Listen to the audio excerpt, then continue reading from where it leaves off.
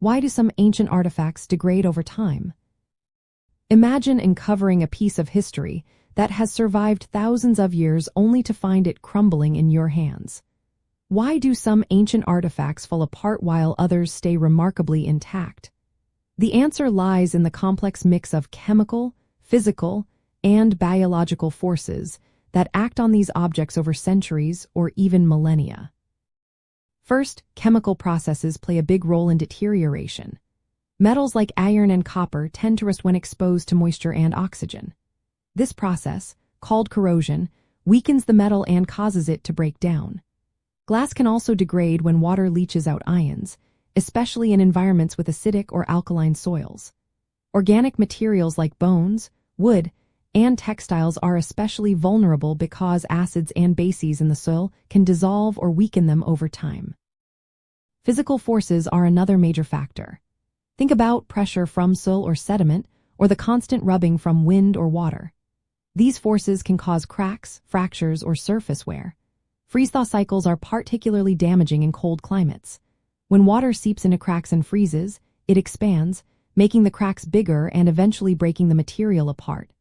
Earthquakes or shifting ground can also displace or damage artifacts, especially if they are buried or exposed. Biological activity adds another layer of challenge.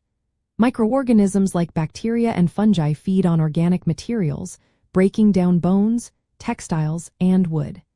Insects and small animals might burrow into or scavenge artifacts, causing further harm. Roots from plants can grow through archaeological layers, physically disrupting and damaging objects buried underground. The speed at which artifacts degrade depends on many factors. The material itself matters a lot.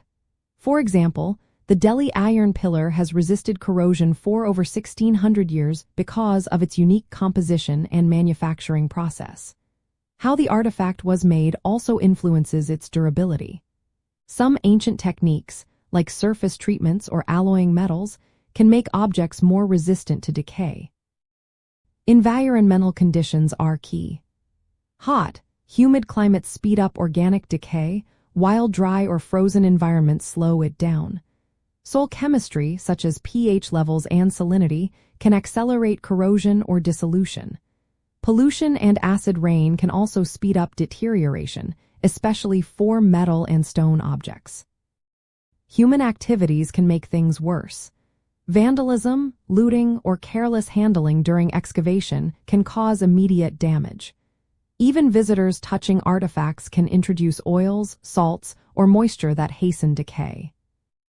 From a conservation point of view, understanding these processes helps archaeologists and heritage professionals develop better ways to protect artifacts.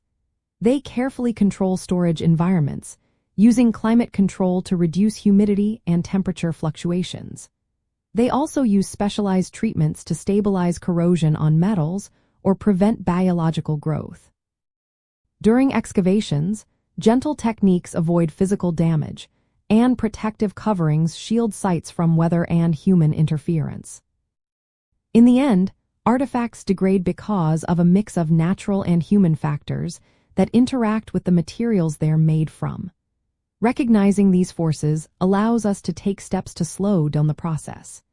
This approach is at the heart of sustainable archaeology, where the goal is to preserve our shared history for future generations to study and enjoy.